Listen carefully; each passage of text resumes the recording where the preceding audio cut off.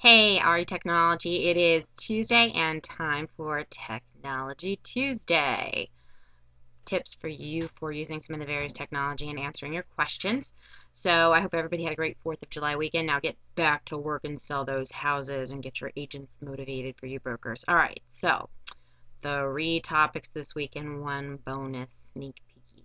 Well, not sneak peek, but talking about it. I'm trying to block the light behind me. I've got to still find a table lamp, and apparently they don't exist anymore. All right, first question. I hear MySpace sold for 35 million this week! Exclamation point. No kidding. How should realtors position themselves on MySpace? Well, I think I've said it before. I've talked about it in the past. If you're not already there, I honestly wouldn't really worry about it.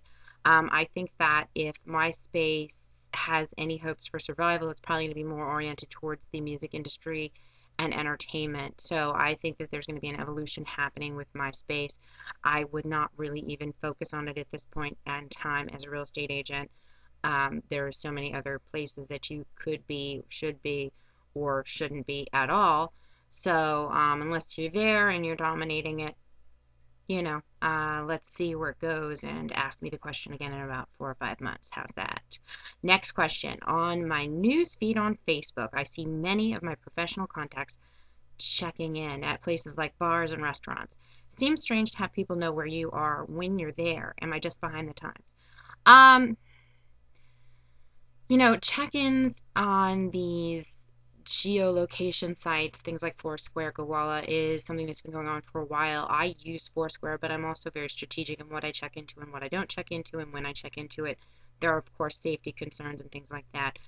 It's another way to sort of get your name out there in SEO, and when you're checking in for business lunches and things like that with clients, I think that's perfectly fine, but sometimes there's no value in letting people know where you are and when you are because there's a professional perception to be considered. So, if your 1 o'clock appointment cancels and you run to the mall to take care of an errand you've been waiting to do forever, checking in at the store at the mall is in no way going to make you appear to be a more desirable in demand agent.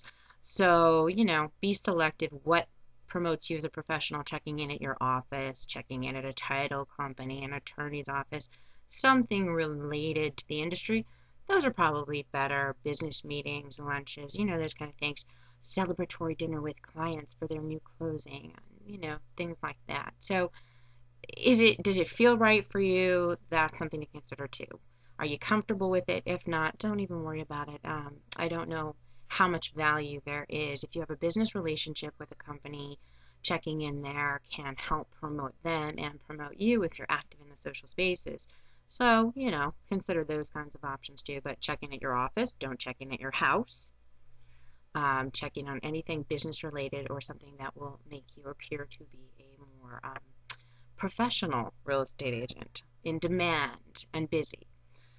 The next question. I've heard I should set Google alerts for my name to check what's happening or what's being said about me online, but my name is very common. How do I monitor my online reputation when there are so many people that share my name?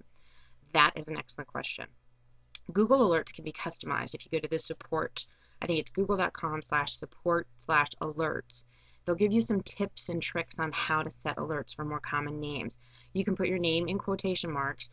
You can then say eliminate a term. So if you know that there's an agent in another town, in another state, or an actor or something, you can do a negative and then a word to sort of eliminate that industry or town. So, Susie Brown, negative, California, would not return any results in California.